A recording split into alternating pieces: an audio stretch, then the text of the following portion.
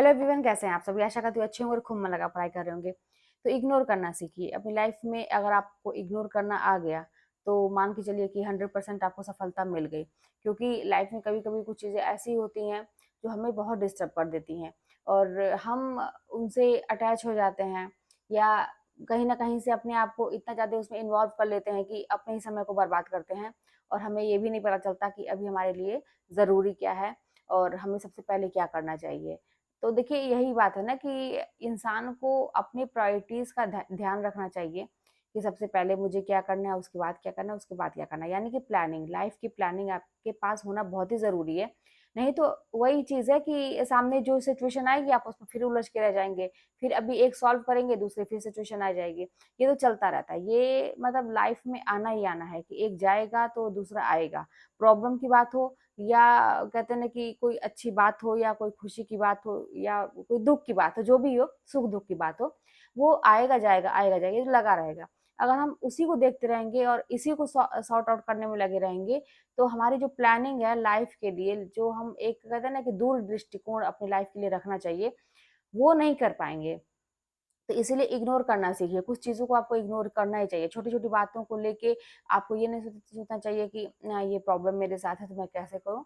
आपको ये सोचना पड़ेगा कि वो तो जो आपका मतलब वो कहते हैं ना कि अपनी लाइफ के प्रति जो एक नज़रिया है कि मुझे ये काम करना है, अगर आपने प्लानिंग किया है तो बस उसी पे फोकस होगा।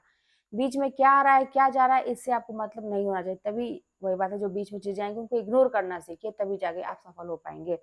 अब बात रही कि मेरी वीडियो इधर 3-4 दिन 5 दिन पता नहीं कितना दिन हो गया था, नहीं जा पा रहा था। बात वही है कि इधर आप लोगों को पता होगा होमगार्ड की परीक्षा थी, तो 3 दिन तो वहीं पे हम लोग की ड्यूटी लग गई थी और ये परीक्षा ऐसी थी कि 5 बजे खत्म होती थी। हालाँकि ऐसा कोई काम नहीं रहता है, लेकिन सुबह 7 बजे ही जाइए और दिन भर फिर रहिए और फिर 6 बजे तक समझिए 5 साढ़े 5 बजे तक शहर में ही थी मेरी ड्यूटी। तो साढ़े 5 बजे तक आइए, तो उसके बाद थकान इतनी आती, बैठे-बैठे थकान हो जाती थी। ऐसा नहीं है कि बहुत वर्क था, हर परीक्षा में कोई ज़्यादा वर्क नहीं रहता है। तो आने के बाद फिर नींद लग जाती थी, आराम करो, फिर जब एसी वगैरह चलता है, गर्मी इतनी ज़्यादा थी, फिर उसके बाद से नहीं निकलने का मन करता, फिर कुछ भी नहीं करने का मन करता है। तो बस इसीलिए, नहीं तो मुझे खुद याद रहता है कि आप लोगों को इस समय मोटिवेशन की ज़रूरत है। और ये भी बात है कि अगर वीडियोज़ नहीं जाएँगे तो यूट्यूब चैनल जो है ना वो एकदम से डाउन चला जाता है, तो ये भी थोड़ा मेंटेन करके रखना ज़रूरी हो जाता है, तो इसी वजह से नहीं आ पा रही थी। और हाँ, कल मैं बना सकती थी वीडियो, कल मेरी ड्यूटी नहीं थी।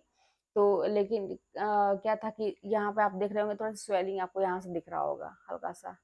ये दाँत का ना, ये हालाँकि दाँत में कोई दिक्कत नहीं है। पता नहीं क्यों ये नीचे मसूड़े में स्वेलिंग हो गई है, तो मैंने डॉक्टर को दिखाया तो वो बता रहे थे कि कुछ इन्फेक्शन वगैरह। हाँ, एक दाँत है जिसमें हल्का-सा वो मैंने मसाला उसमें भरवाया था, जो छेद हो जाता है उसको मैंने फिल करवाया था। तो वो जो है वो थोड़ा-सा क्रैक हो गया है ऊपर, सब कुछ भी खाने में वहाँ फँसता है, तो जब फँसता है तो उसको मैं निकालती हूँ खोद के, है ना? किसी चीज़ से। तो वही हमको लग रहा है कि ये नहीं करना चाहिए।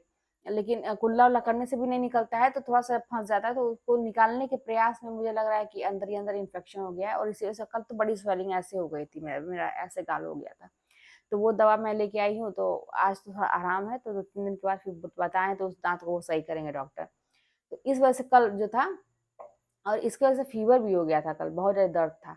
दाँत में नहीं दर्द था, ये टीस रहा था, मसूड़े में टीस रहा था, तो इसलिए कल मैं वीडियो नहीं बना पाई। तो यही सारी वजह है।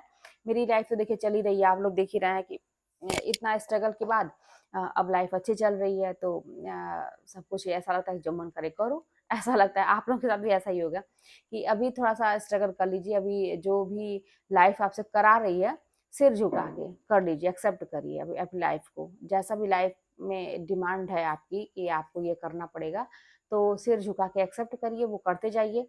फिलहाल आपको लगेगा, दुनिया को लगेगा ऐसा कि हार गया, ये झुक गया, ऐसा लगेगा, लेकिन मन ही मन जो आग है उसको जला के रखिए। अभी इसी में भलाई है कि आप झुक के रहें और किसी का रिप्लाई ना दें, किसी से बहस ना करें, चीज़ों को इग्नोर करें। चुपचाप अपनी पढ़ाई करते रहिए, पढ़ाई करते रहिए, पढ़ाई करते रहिए। जब आपका समय आएगा, जब आप सफल हो जाएँगे, फिर मन करे तो लोगों का जवाब दीजिए, मन करे तो फिर अपनी लाइफ़ में मस्त रहिए। और मैं तो यही सोचती हूँ कि लाइफ़ में बहुत कभी-कभी जवाब देना चाहिए, बहुत जब अति हो जाता है तब। लेकिन ज़्यादातर यही है कि अपनी लाइफ में मस्त रहिए। मैं तो अब जैसे मुझे ऐसा ही लगता था, पहले तब मैं भी परेशान रहती थी, कोई कुछ करा था तो ये लगता था कि कुछ बोलें, कुछ जवाब तो बड़े अच्छे-अच्छे रहते थे कि इंसान अपना नहीं देखता है, दूसरे को कहता है। हालाँकि उसकी सारी चीज़ों को आप जानते हैं, फिर भी वो इंसान आप ही पे उँगली उठाता है, सब कुछ आप जानते हैं। लेकिन फिर ऐसा होता है कि अब जो ऐसा लगता है ना कि छोड़ो यार, अपनी लाइफ में मस्त रहो। और यही मतलब समझिए ना कि ये बहुत ही अच्छा है कि अपनी लाइफ में मस्त रहो। जो भी करना है अपने लिए करो। लोग क्या-क्या सोचते हैं आपके बारे में, क्या कहते हैं, ये तो सही बात है। देखिए आप लोग भी समझदार हैं और मैंने जो महसूस किया है, तो आपके साथ प्रॉब्लम आएगी, एक इंसान आपके साथ नहीं आएगा। घर में कभी पैसे की ज़रूरत पड़ेगी, एक इंसान देने नहीं आएगा। घर में कोई भी बात पड़ेगी, आप प्रॉब्लम में हैं, आप खुश हैं, आप दुखी हैं, आप अकेले रोते हैं, आप डिप्रेशन में हैं, जैसा कि आप लोग मुझे लिखते हैं और बाकी ये जनरल सी बात है, सब में ऐसा हो सकता है। या कोई भी चीज़ की कमी है, आप प्रॉब्लम में हैं, तो आप गिना दीजिए कि समाज वाले लोग या मोहल्ले के पड़ोसी या जो आपके ऊपर उँगली उठाते रिश्तेदार या कोई भी आए हों आपकी मदद करने के लिए, कोई नहीं आया। तो जब कोई नहीं आया, आपका कोई नहीं है, तो फिर इतना परेशान काहे हो रहे हैं उस इंसान के चक्कर में? तो इसीलिए अपनी लाइफ में मस्त रहिए, बस अपना बना के रखिए।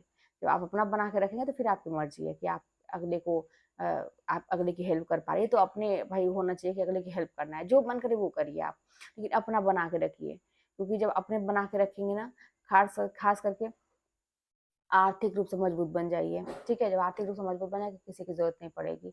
तो यही सारी चीज़ें हैं, तो वीडियो छोटा-सा है और आप लोग पढ़ाई करते रहिए। मेरी वीडियोज़ जाएगी, अब रेगुलर जाएगी, छोटा-मोटा वीडियो बना के आप लोगों को दूँगी, ताकि आप लोग मोटिवेट रहें। बस इस आज की वीडियो में मैं ये कहना चाहूँगी कि आप लोग इग्नोर करें जो सामने है। लाइफ़ जो भी करा रही है, उसको सिर झुका के एक्सेप्ट करें क्योंकि अभी झुकने में कोई बुराई नहीं है, ठीक है? अपनी लाइफ़ के आगे नतमस्तक होने में कोई बुराई नहीं है।